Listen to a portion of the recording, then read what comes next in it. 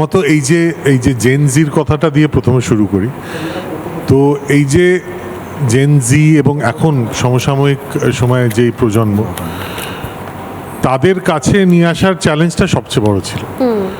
এবার তাই জন্যই আমরা যদি লক্ষ্য করি, ছবিটা কিন্তু স্ট্রেট জীবনী নয়, তিনটে আলাদা যুগের মাধ্যমে শ্রী চৈতন্যদেবের গল্প, তার শ্রী চৈতন্যদেব হয়ে ওঠা গৌরাঙ্গ থেকে এই পুরো যাত্রা, এই পুরো যাপন, এই যে গল্পটা তিনটে যুগের মাধ্যমে বলা, এবং খুব ইম্পর্টেন্টলি সেই তিনটে যুগের মধ্যে একটা যুগ 2025, যেই জিনিসটা, যেই ট্র্যাকটা অ্যাকচুয়ালি প্রাসঙ্গিকতাকেও ধরে তুলে নিয়ে আসে, এবং অতি অবশ্যই তার সাথে সাবপ্লটস আছে, কিন্তু যে মূল গল্প যেটা তিনটে যুগের মধ্যে দিয়ে বয়ে চলে, এবং যুগের বাইরেও আমরা যদি এই অনুষ্ঠানটাই দেখি বা এই যে চারিদিকে যে সচেতনতাটা দেখি, কতটা প্রাসঙ্গিক এই যুগেও সেটা আমরা বুঝতে পারি। এবং ওই শেকড়ের কথা যেটা ময়ূক তুমি বললে, ওই শেকড়টা কতটা জরুরি, কারণ শেকড় ছাড়া তো গাছ শুকিয়ে যায়, তাই না? তো শেকড়টা খুব ইম্পর্ট্যান্ট, এবং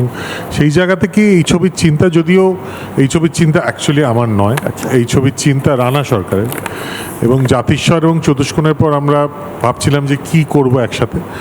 তো রানার জন্ম মায়াপুরে, এবং রানা চৈতন্যদেবের ভক্ত, শ্রী জগন্নাথ দেবের ভক্ত। রানা শ্রী চৈতন্যদেবকে ঈশ্বরের অংশ হিসেবে দেখেন, আবার একই সাথে শ্রী চৈতন্যদেবের সামাজিক, রাজনৈতিক যে প্রেক্ষাপট, ঐতিহাসিক যে প্রেক্ষাপট, সেই ব্যাপারেও ভয়ঙ্করভাবে অবগত। তো ও ইনফ্যাক্ট শ্রী চৈতন্যদেবকে নিয়ে একটি সিরিয়ালও প্রডিউস করেছিল। তো আমাকে এই গল্পটা বলে, এই ন্যারেটিভটা বলে, এবং বলতে বলতে সেখানে অবভিয়াসলি শিবাশিস বন্দ্যোপাধ্যায়ের কথা বলবো, আমাদের রিসার্চ টিমের যিনি কর্ণধার, সেই রিসার্চ টিমে উনি এবং রানা দুজন মিলে আমায় উদ্বুদ্ধ করে এই গল্পটা বলতে। এবং আমার মনে হয়েছিল এই গল্পটা এই সময় বলা দরকার, এবং গল্পটা যখন বলছি তখনও এই সময়কে পর্দায় রাখা দরকার, যাতে তিনটে যুগের মাধ্যমে প্রাসঙ্গিকতা পায়। ঊনবিংশ শতাব্দীতে অবভিয়াসলি নিমাই সন্ন্যাস এবং চৈতন্য লীলা যখন গিরিশ ঘোষ করেছিলেন, তো সেখানে একটা প্রাসঙ্গিকতা ছিল।